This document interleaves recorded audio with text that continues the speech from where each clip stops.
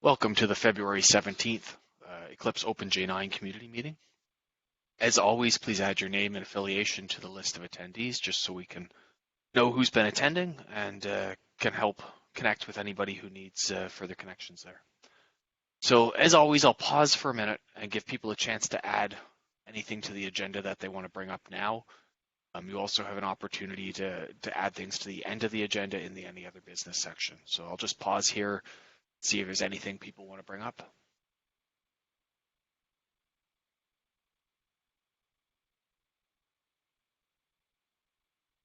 Then this week we have a lightning talk scheduled by Lan and Renfei. Are you both on the line and ready to go?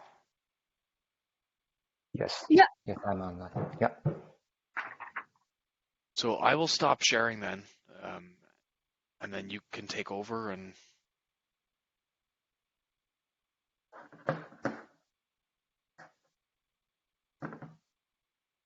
Yeah. Can you see my screen right now?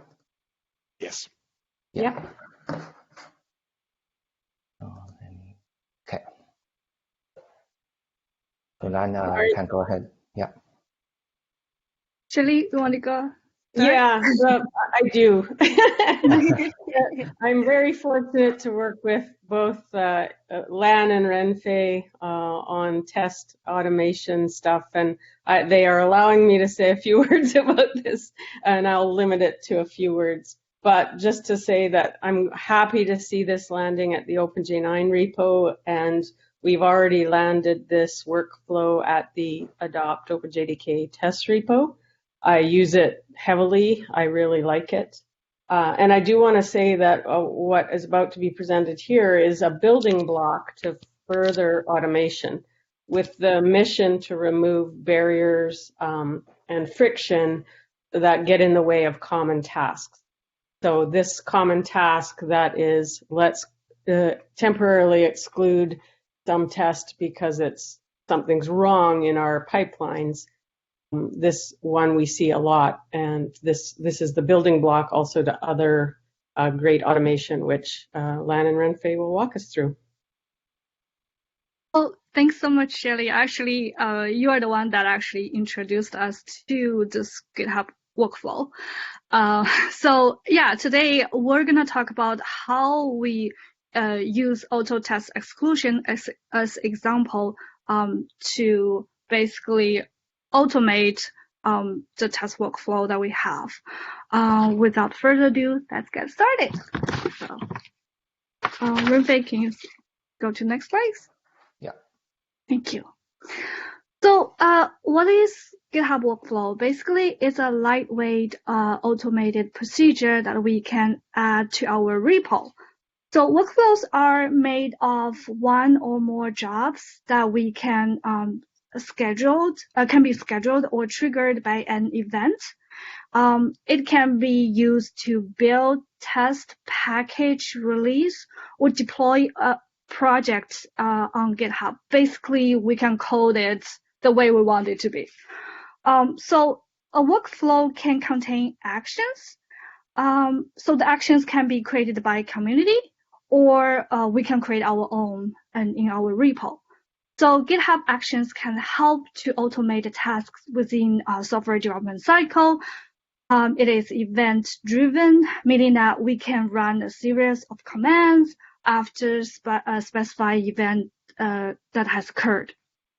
So we already are using some of them. For example, we're using run Aqua, we're using install JDK and adopt OpenJDK. So actions are the building blocks that power the GitHub workflow. So by using it, basically we're leveraging 2,000 minutes per month machine time for free. GitHub provides Mac, Linux, Windows. So now I will pass it to Renfei. He will talk about how we use GitHub workflow to do the test auto exclusion. Yeah, thanks, Lan. So I will take the test exclusion as an example to show you how we can modernize our test workflow. So first, I will give you a brief overview of the new exclude feature that has been recently added to the test framework. The new feature is intended for temporary exclusion. For permanent exclusion, we can still rely on things like subset, impl, or platform requirements. To exclude a test case, we can add a disable element in the playlist.xml, and inside the disabled, we need to provide a comment, which is normally an issue URL, or more specifically, a issue comment URL. We can also do exclusion on different granularity. For example, to exclude a specific test variation, we can add a variation element inside the disabled element. We can also exclude a test against specific Java implementation or Java vendor, or we can also exclude a test against specific Java version. For example, we want to disable this test on 11 or above. And we can also exclude based on the platform. We can use the regular expression to mix and match different OS, Arch, or bits information. The platform here is different from the spec. It is the platform we used in the grinder or build. A full set of platforms can be found in the adopt OpenJDK build file, which is the link below. And besides that, we can also define multiple criteria in the disabled. For example, we want to disable this test specific variation for OpenJ9 Java 8 on Windows only. And the disabled, the elements inside a disabled are in a AND relationship, which means if we have two impl elements inside one disabled, it won't work. So in that case, we can define multiple disabled elements. So now, if we want to disable a test, we can clone the repo, search for the test to disable, and manually add the disable change and make a commit and create a PR. Or we can just automate everything by just leaving a comment in the test failure issue. So these 6 lines do the same things as what I have showed you in the previous 6 slides. And all the exclusion features are described in the detail in Adopt OpenJDK test user guide. And I will port the documentation to OpenJ9 very soon. So now I will show you So how can we do that? We define a GitHub workflow in the repo, and it can trigger multiple GitHub actions. And we also use it to trigger a Python script to perform the disable task. Now I will show you a demo. And in order to not pollute the OpenJ9 repo, I'm gonna use my own repo for the demo purpose. So now I have a test failure issue. And what I want to do is I want to disable this specific test. So I can just leave this comment. And it's for this test for OpenJ9 8 and on Windows only. So I do comment. So now I can take a look at the actions. We'll see there is an action running. You can take a look at the details of the action.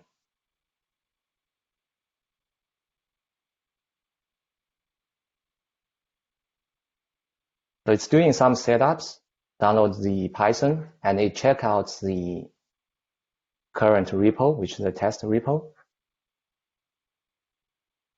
And it checks out the TKG repo, which contains the Python script. And it runs the Python script and search for the test. And it found the test and it updated the playlist.xml. And it also used a GitHub action to create a pull request. So now let's go back to the issue. We'll see there is a PR attached.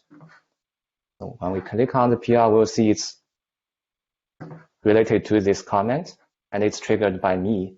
And if in the case, let's say we provide a wrong name for the test or there's a name that cannot be found in the repo, there will be a comment left in this issue say, okay, we cannot create a PR because the test is not found. So in this successful case, let's check the file changed. That's the actual disabled element we want to add. Now we can add a reviewer, and after it's reviewed, we will either close or merge the pull request. Let's say we want to merge it. So this change is in a auto test PR branch against my repo. And after I merge it, we want to actually delete this auto test PR branch. So how we do it, we also use the GitHub Actions. So if we take a look at the action, we'll see there's another action running, and it tries to match the branch name and everything. Once that's correct, and it's gonna delete it. So whenever we close the issue, close the PR without merging or merge the PR, the GitHub action will delete the branch. So yeah, that's it for the demo. And I will hand it over to Lan, and we will talk about the future work. Thanks, Renfei. So like Shelley mentioned earlier, this auto test exclusion is just a start. We would like to use GitHub Workflow to further modernize and automate our test workflow. Couple of enhancements for auto test exclusion, including updating the year in a copyright, adding test excluded label upon merging auto test exclusion PR. We also can add auto test re-inclusion upon closing the issue. And we can use the similar logic to OpenJDK problem list.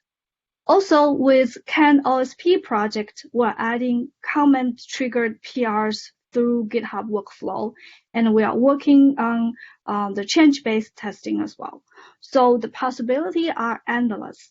Stay tuned. We will have more features added soon. So, any questions?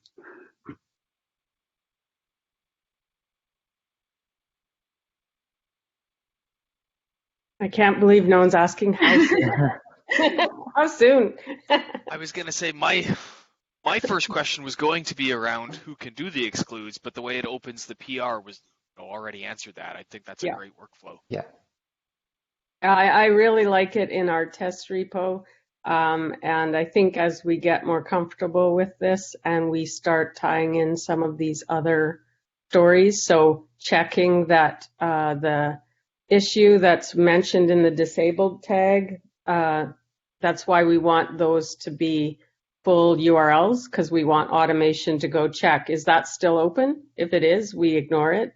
If it has been closed, we can automate the grinder or running of a test to check, does that still fail? If it does, then we go, whoop, whoop, whoop, why was that closed, but that's still failing, so we can't re-include.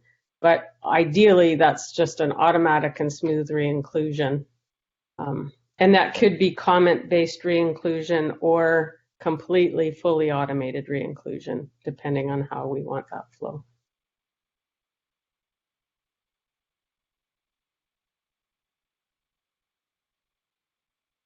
Yeah, so thanks everyone. I will stop sharing.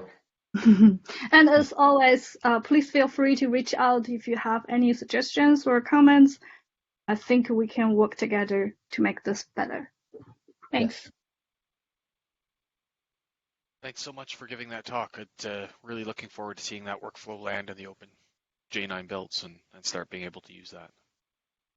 We already merged the change. I already tested on one of the. Yeah, we already merged it. Use yes. it now. Yeah. Oh, perfect. It's too late. It's in there now. Even better. Thanks,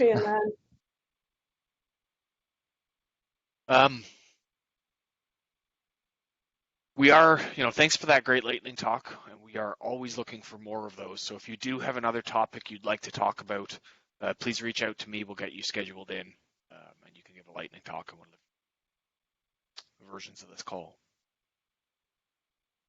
So we'll take a quick look at the recent end user raised issues. And it seems like the majority of these have been getting some discussion. Is there anything in here that needs some additional focus? Or anything in here that someone wants to call out that we should look at, discuss today?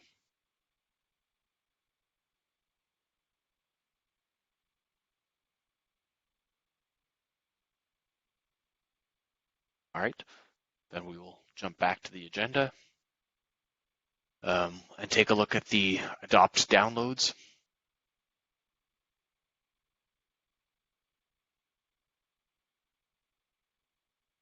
So we see that the download trends have been continuing to increase in the downloads with a slightly decrease in how much that number is going up by, the rate I was looking for. But if we take a look at just the OpenJ9 downloads, we still see a fairly steep increase in the number of downloads. So that's a good thing to be seeing. And if we take a look at the hotspot downloads, we see that they've leveled off somewhat. So good to be seeing that the OpenJ9 ones are continuing to take off. Is there anything else people wanted to look at around the download trends?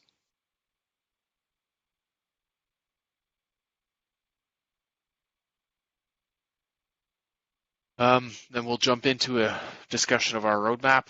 The next release we have coming up, of course, is the 0.25 release covering Java 16. We are past the code split. We are past the first milestone build. We are rapidly coming up on the second milestone build. So if I pull up the release plan here, we can take a look at the items that are in there. We still have 25 open items in this plan. Reached out to Daryl this morning and asked that he or someone else on the JIT team take a pass through this and help move out items that need to be moved out. So hopefully in the next couple of days that will occur, and we'll be able to have a better view of what needs to be closed out for this release.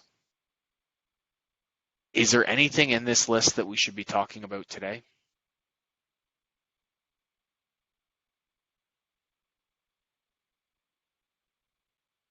Are there any items here that we are concerned about getting into the release or are high risk concerned that should not be in the release?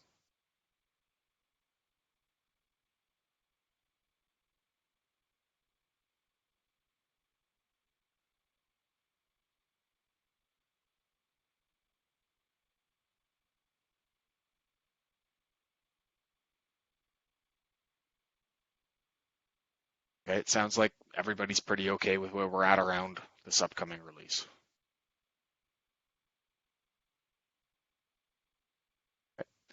Then I'll take a look at this again, hopefully later this week once Daryl has had a chance to go through and update the JIT related items.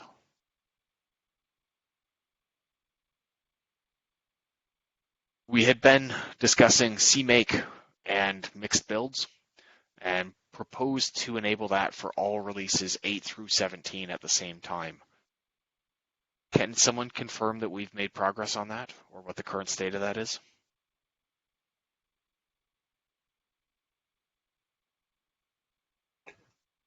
I can say that we fixed the issue with Windows on 8, so we were ready to go, and then we realized that Arch hadn't been done, Arch64. So I think we're waiting till end of this week to see if those changes can be delivered on the JIT side before we pull the trigger.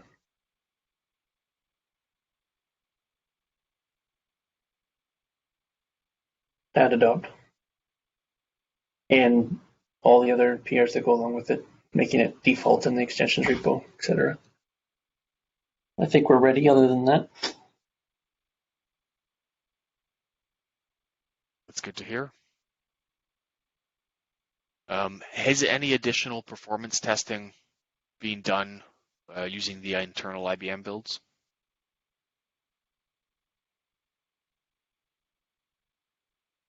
I don't think so, but if that's something we want to do, I can do some internal testing. I think that would be good just to validate it, especially as we come up to this this release deadline. Okay, and we want to do that testing on 11 only? 11 and 8, if we're able and to. And 8. Okay. So there should be some testing going on already. You might want to connect with Piyush to see what's happening. Okay, I will send a message.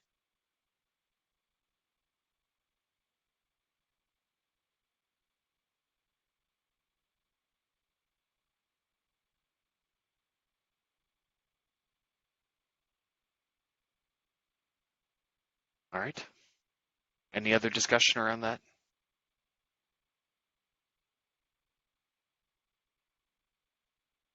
Then, Shelley, can I hand it to you for the regular adopt update?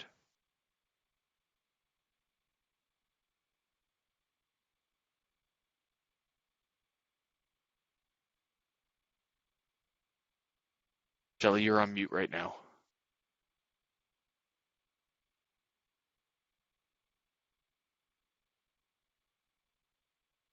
Possibly having some blue jeans issues. So why don't we do an info update and then we can circle back. Adam, is there an update on the machines? Not much to report. There was a new version of OpenSSL released, so that was updated for all but Windows platforms. So probably get those rolled out to the machines in the coming week. Good to hear. The deleting project workspace issue, has that been resolved, or has the Band-Aid No, fix? I know Joe got pulled away for some other things, so I know he was trying to get back to testing that, but it hasn't been fixed yet. So I think he's still testing it. Okay. On the other hand, I haven't seen it occur that recently, so not causing us too many problems. That's good to hear. Is there anything else for the info update? Not that I know of. Right. Thanks, Adam. Shelley, if you're... Yeah, sorry about that. I had to go. A bottle of whiskey just arrived at the door, and I didn't want to. Yeah, for the update for Adopt, we had our kickoff meeting for the working group last week. All of the projects are now live, so we will be doing the initial contributions for the repos. I'll be taking care of the 7 testing repos that will be transitioned over into the Aquavit organization. And then we have quite a few repos that will go in under Temurin, so the build repos, the Docker repo, API, and that sort of thing. And then our website and blog repos will be going in at the top level Adoptium project. So all that will happen over the next couple of weeks. I wanted to direct people to the PMC mailing list discussion, which was that we are stating that we will plan to leave the ability to release out of Adopt OpenJDK for April, and even going forward to be able to host binaries at least for a little while at that site as well as at the Eclipse site, so that we have a continuity for consumers. So there you can follow along in that discussion, but that's what we intend. And I think that's it.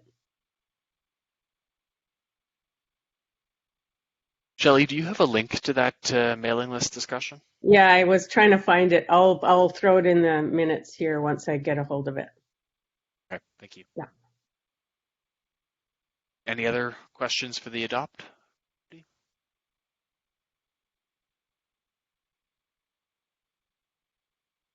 I should say we also got a bunch of Raspberry Pis that are now being tested, and since we have a co-location lab set up in Switzerland, we will be bringing in some real hardware there over the next little while. So that's going to be a good story for us. I think it'll mean we'll have more machines and more real machines for certain types of testing. That's great to hear. Thanks, Shelley. Moving to our any other business section, is there an update on the OpenJDK method handles work? So that means on vacation this week. I'll be offering a short update. In terms of the OpenJDK method handle adoption, we've been looking at a issue of handling class loader constraint verification in the resolution code. Initially, we thought that the OpenJDK verifier code in their JCL level would cover such condition. Unfortunately, was not covered. Our assumption wasn't correct. So I'm working on a PR right now to address the class loader constraints that need to be handled during the resolution code. As well, in OpenJDK 16, they've added a new parameter to the resolution call in native to handle particular cases where they can bypass the verifier from trusted code. So I am also working on that to add this new parameter to the argument list that is accepted by the meta-handle native call. In terms of JIT, I believe they've been able to get some of the critical PRs merged, and they're working on more of the inlining and performance work that needed to be done.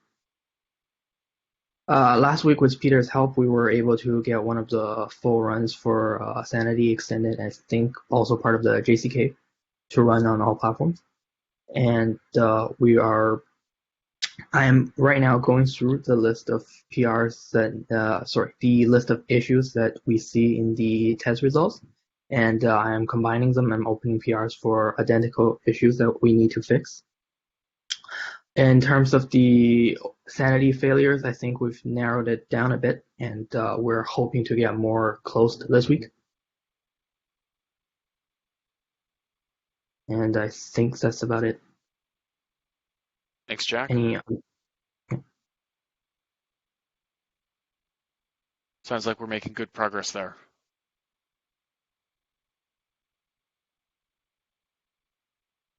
In terms of the CMake migration, I know we mentioned up above that we were looking at enabling the mixed builds, which requires CMake everywhere except, and that was ready except for the AArch platform. So I'm going to, do I read that correctly to mean that the CMake migration with the exception of AArch is complete? There's also Windows 32-bit builds. So we had the 64-bit builds. There was that last change there that got merged last week, I believe. But then it was getting all the bits ready so that the 32-bit builds work, and that PR is now open and waiting on review.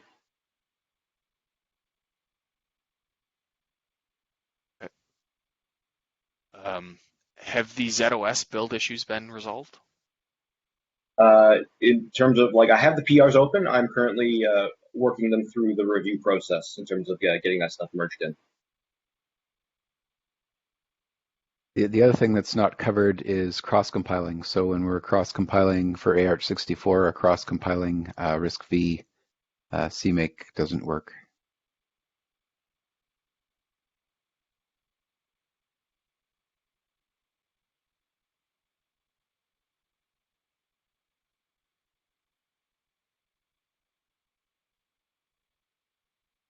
Do we have an outlook on when that'll be? I haven't taken a look at the cross-compiling stuff. It shouldn't be too bad. I'm assuming we have QEMU on the platforms to run the trace and hook gen. Otherwise, it gets a little bit messier.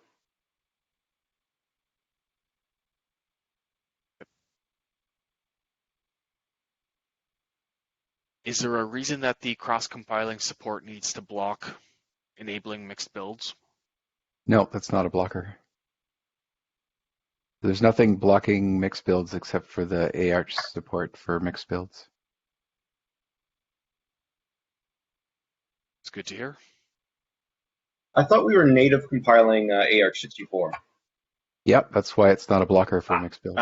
Right. Yeah, all right. But since we were talking about CMake, I thought I'd bring up the cross-compiling. Right.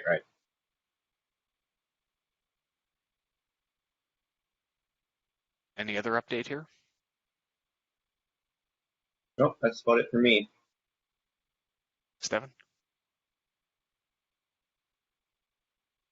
Checking if Marius is on the call. Marius, is there an update on the Helm and the operator discussions?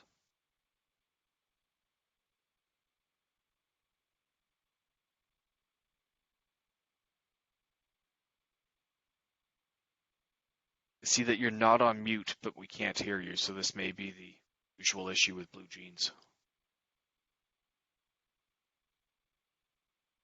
If you can get your audio working, we can circle back to this again. Don't have an update on the...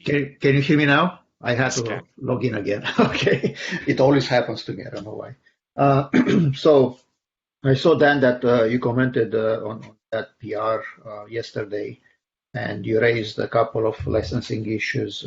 Well, hopefully Chris was going to address them soon. And the other news is that the blog is with me right now, so you probably know that Chris is writing a blog on it, so I have to make a second pass over it before Chris is going to submit it as a draft to the OpenJ9 blogs.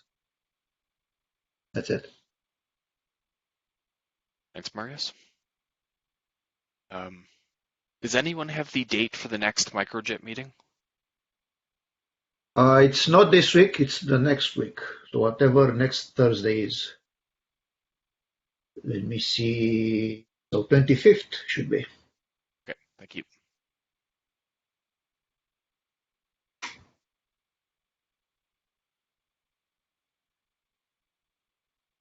Given we've already handled the compressed and default mixed builds, so I think I can delete that from the agenda. Is there anything else that we need to cover today? I don't know. I just want. Oh. Go ahead. Oh, I just wanted to say that just following up on the perf testing for mixed builds, JDK 11 has been tested, and so far there's no notable regressions, and 8 has not been perf tested yet. But if that's something that we want to do, then I can let the perf team know. I think getting results for 8 would be good. Okay. The results from 11 are encouraging. Okay, sounds good. I will let them know.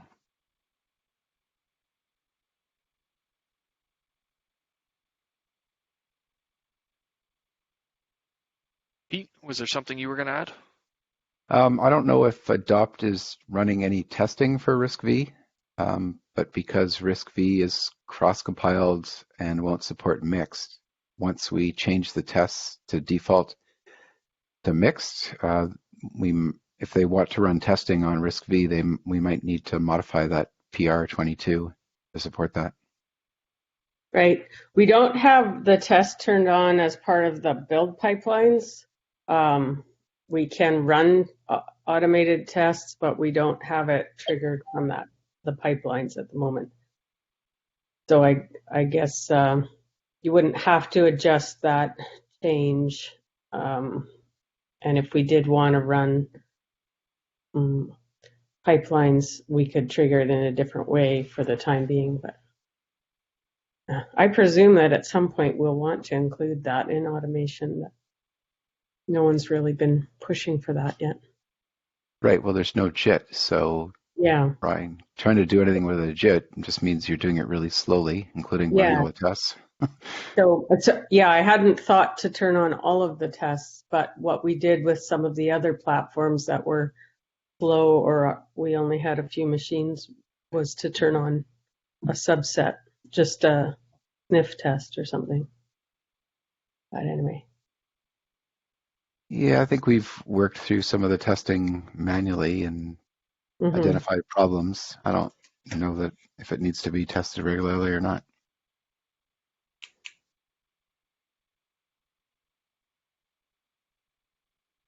Yeah. Sounds like something it's not being. Right now, the answer is it's not being tested regularly. But if that needs to change, I guess let me know. Thanks, Shelley.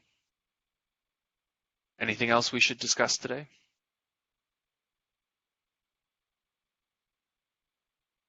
All right, then thank you, everybody, and we'll hold the next one of these calls next week. Thanks. Bye.